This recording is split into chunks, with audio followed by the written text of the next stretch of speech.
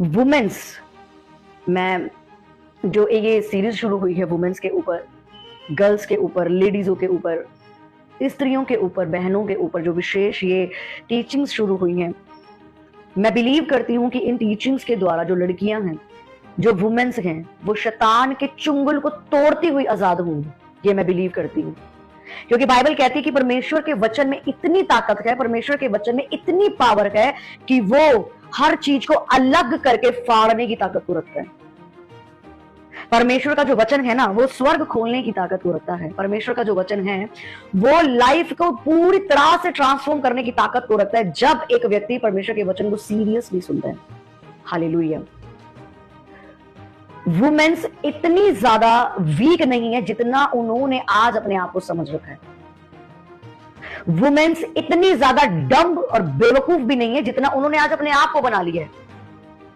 Women's इतनी ज्यादा कभी भी नीचता पर नहीं उतरी थी जितना आज उन्होंने अपने आप को चीप बना लिया है।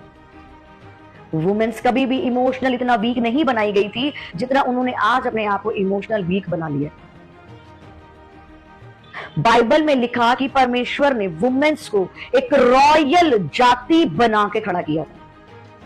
बाइबल कहती है, बाइबल बयां करती है कि परमेश्वर स्वर्ग और पृथ्वी का मालिक, आदि और अनंत, हमारा परमेश्वर, हमारा खुदा, एकमात्र सच्चा और जिंदा परमेश्वर, जिसने सब कुछ बनाया है, जिसने पूरी कायनात को बनाया है, जिसने आपको और मुझे बनाया है, उसका वचन ऐसा कहता है कि उसने वुमेन्स को एक रॉयल और एक इज्जतदार जीवन जीने के लिए बुलाया। प्रभु यीशु मसीह ने एक औरत के द्वारा जन्म लिया था। प्रभु यीशु मसीह ने एक वुमेन के द्वारा जन्म लिया था।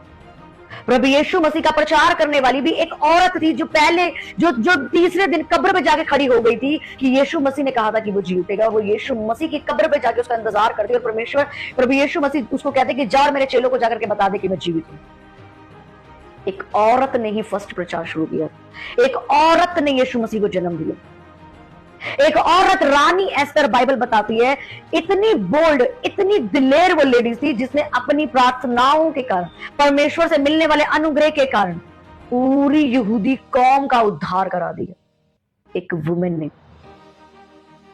जब आप बाइबल पढ़ोगे तो रानी एस्तर कोई बहुत सारी रानी एस्तर नहीं थी, वो एक वुमेन थी जिसका हस्बैंड नॉन बिलीवर था, जिसका हस्बैंड किंग था, जिसके सामने बोलने की परमिशन भी नहीं थी कि आप अपने फैसले तक नहीं रख सकते, आप उनकी मर्जी के बिना कुछ बोल भी नहीं सकते। वो ऐसे आदमी की पत्नी थी। वो बाइबल कहती है कि उस औरत ने पूरी यहूदी कौम के फरमान को बदल दिया था।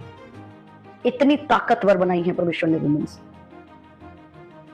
इसीलिए शैतान वुमेन से नफरत करता है। इसलिए शैतान आज औरतों को गंदगी में डाल के उनकी उस वैल्यू को वो अपोजिट रिप्रेजेंट कर रहा है इस वर्ल्ड के अंदर, जो वैल्यू परमेश्वर ने कभी बनाई ही नहीं थी औरतों की। जो हैसियत परमेश्वर ने वुमेन्स की कभी नहीं बनाई थी, आज शैतान ने, डेविल ने औरतों को उसी रूप में तब्दील करके रख दी है। आज आप देखो औरतों का हाल, वुमेन्स, गर्ल्स का हाल आप देख लो। उन्होंने अपने आप को इतना यूजलेस बना लिया कि यूजलेस, हर वो वुमेन यूजलेस ही है जो छोटे कपड़े पहन के दुनिया को अपने शरीर का प्रदर्शन करती है।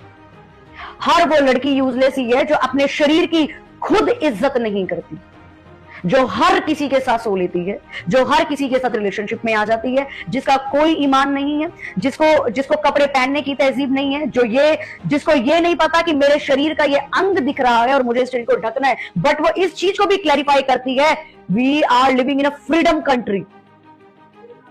हम एक आजाद देश में रहते हैं, हमें पूरी आजादी है। पूरी आजादी नंगे घूमने की नहीं दी है तुम्हें आजादी, तुम्हें आजादी और चीजों की दी है। तुम्हें आजादी अपना शरीर का प्रदर्शन करने के लिए नहीं दी है कि तुम छोटे कपड़े पहनो और आकर्षित करो तुम हर किसी को। टाइट कपड़े पहनो, आप जाओ, मेट्रो में जाओ, बसेस में जाओ, या आप ऑफिस में जाओ, ऐसा लगता है कि लोग नाइटी पहन के ऑफिस में आएंगे। इस तरीके का माहौल आज हो चुका है। तो वो लड़कियां यूजलेस ही हैं जिनको अपने, सोचो, अगर आप अपनी इज्जत, अपने शरीर की इज्जत खुद नहीं करते हो तो बाहर का बंदा क्या तुम्हारी इज्जत करेगा। हालेलुया। परमेश्वर ने एक औरत को इज्जत का पात्र बनाया था। परमेश्वर ने अगर मरियम को यूज किया था ना, तो वो मरियम को इसलिए यूज किया था क्योंकि वो कुंवारी थी, पवित्र थी। वो आज वाली कुंवारी नहीं थी कि सिर्फ शादी नहीं हुई लेकिन बाकी सब कुछ डन है। वो वाली कुंवारी नहीं थी।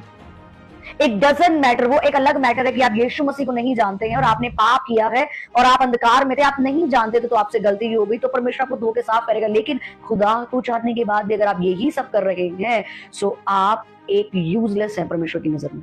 आप अपनी नजर में तो बहुत बुद्धिमान हो सकते हैं, आप अपनी नजर में तो बहुत विजडम हो सकते हैं कि जी मैं तो एक बहुत अच्छी लड़की हूँ, छोटे कपड़े पहन ली तो क्या हो गया, इसमें कोई फर्क नहीं पड़ता है, इसमें है ना, ये तो एक ऑर्थोडॉक्स सोच है कि हम छोटे छोटे कपड़े क्यों पहने। आपको मैं आज एक बात कहती हूँ कि आप जितने भी छोटे छोटे कपड़े पहनते हैं, टाइट कपड़े पहनते हैं या बुरे जो भी अश्लील आज कपड़े हैं, मेरे को तो यही समझ में नहीं आता, जब भी कभी हम मॉल में जाते हैं, किसी शॉप में जाते हैं, तो वहां पे लड़कियों के कपड़े जब हम देखते हैं तो यही समझ में नहीं आता कि वो किस डिजाइन से बना है, उसको पहनना कैसे है। इतनी जगहों से तो वो कटा पिटा होता है। आज एक लड़की अपने शरीर की खुद ही इज्जत नहीं करती, उसके शरीर का हर पार्ट जो उसके हस्बैंड को या उसको खुद को देखना चाहिए, पूरी दुनिया देखती है कि उसके अंदर क्या है।